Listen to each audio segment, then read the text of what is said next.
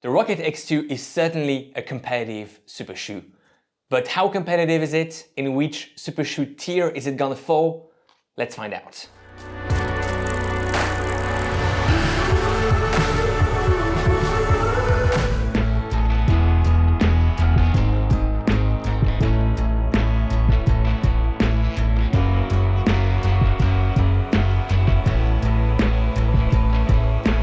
Hey everyone, and welcome back on the channel. My name is Alex, and today we have a special review, special in many ways, mostly because we have a big brand, a legit big shoe brand, Hoka, that releases their first proper super shoe. No offense, the Rocket X V1, the Carbon X V1, V2, V3 were decent shoes, but certainly not competitive super shoes. The Hoka Rocket X2, sorry for spoiling the end of this review, is a super competitive super shoe, no doubt. But how competitive is it? Is it competitive to the extent it will, gain some market shares against the Vaporfly, the Alphafly, the Adios Pro, and so on?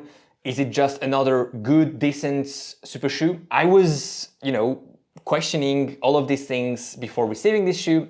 I put it through some paces. This is only first impressions. I haven't had a chance to run too much in it. So keep in mind that, I will maybe update this review and many more content about this shoe will come out, especially the comparison between this shoe and the other super shoes of 2023. All that being said, it's already a review that I can do in confidence, and I know that everything I will say here will probably only get better in time. I don't see how it could get worse, to be honest, with the experience I have. Quick disclaimer, this shoe was sent to us by Running Warehouse. It's available in the US for $250 right now. Link in the description to runningwarehouse.com. Thanks a lot to Running Warehouse and Hoka for sending this shoe to us. Specs, we're looking at 40 millimeters of stack height in the heel. Yes, Hoka finally is maxing out the stack height in the heel. 40 millimeters, 5 millimeters drop. Very interesting. Not many shoes are in that 5 millimeters ballpark. Vaporfly is 8 millimeters. Adios Pro 1, 2, 3, 8, 8.5, 9 millimeters. Alphafly is a bit lower, is in that range, but with a specific geometry, so not necessarily comparable. So yeah, 40 millimeters, 5 millimeters of drop for that 35 in the forefoot. Very interesting here. In terms of width of the platform, we have something reasonably wide in the forefoot. The heel and midfoot are on the narrow side of things. I think that this plays a role in the stability of the shoe in the heel, which is not bad. We'll come back to it, but that certainly plays a role. The forefoot is wide, but not the widest you can imagine. Not as wide as the Alphafly, for instance, not as wide as the Adios Pro, for instance. Also something that you may want to take into account when picking your Hoka or your race day shoe, but your Hoka race day shoe if you're a Hoka fan. Weight of the shoe, we're looking at 245 grams in my size US 11, EU 45. This is not the lightest super shoe, I'm not gonna lie to you. Metaspeed, Vaporfly, and so on are lighter. Puma Deviate Nitro Elite 2 are lighter. But this is still in the ballpark of Adios Pro 1, 2, 3 in that 240, 250 grams in my size US 11 again. Lighter than the Alphafly, lighter than the Prime X and all those like bigger stack type of shoes. Definitely not the weight I was feeling on my feet. It feels lighter and that's a very, very good thing. Let's look at the upper and the fit. And here I must say, I will just drop the shoe and I will applaud Hoka. The fit is really, really, really, really, really superb. It's one of the best fits I've tried on super shoes, on race day shoes. And as you know, I've tried a few, so it's something, it's a statement. It's really a great fit. The heel is very loose and I was worried about some slippage, about some issues with the lockdown. None of that happened. Two very, very nice bolsters here on the lateral and medial side of the heel collar. Very good design. The tongue is absolutely not padded. It's just like a tongue. No cushion, no padding, no plushness, nothing. But it works well. No lacing pressure. It's not the widest fit, and that's, a Hoka type of issue. I didn't have any rubbing. I didn't have any issues with the fit, but I don't think very, very wide feet will work in this shoe. Maybe like standard plus, but not like super wide. I have in mind, for instance, Mach 4, where I even had some issues with some rubbing here on the medial side around my arch. I know many people have issues with also, pinky toe rubbing in Hoka shoes.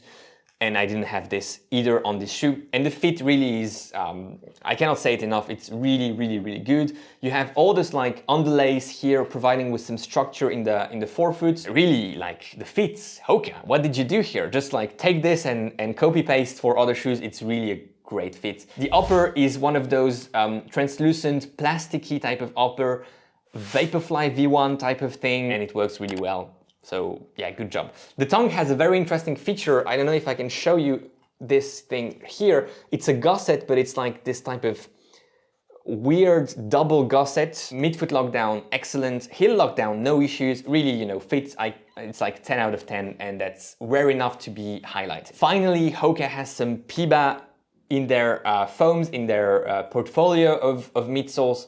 No name for this foam. It's like no Profly X Super Extra Elite. Just PIBA, and it's not written anywhere. Come on, Hoka, brag a bit about the PIBA that you have now. But you know, PIBA in its probably nicest way, if that makes sense. What I mean by that is really, you know, you have the leg saving coming from that foam, you have the energy return, you have the bounciness, and all of that without, I would say, too much wear that I would expect on this shoe. It doesn't have that nice skin that the Zoom X from Nike, the P-Bags from Nike has, but I would say that the durability will be quite good for a PIBA foam.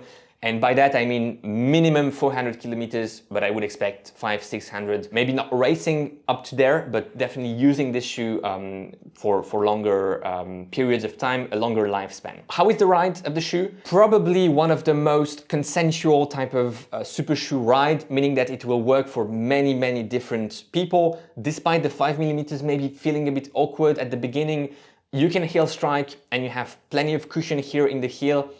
You may encounter a bit of instability when heel striking. Again, that's due to the you know, rather narrow heel and PIBA foam compressing quite a bit, but that's okay. Heel to toe transition is not superb because the rocker is placed quite late here in the forefoot, but it works. It works because the foam compresses so much that you force the transition and it just, you know, goes forward with the plate, acting also as that lever. So it works. For heel strikers, definitely it works. And I think it's maybe one of the most heel striker friendly type of shoe, if that makes sense. Midfoot, forefoot, I mean, heel to midfoot is probably the sweet spot because then you really can use all the energy of the shoe with that plate and with that late rocker for your toe off.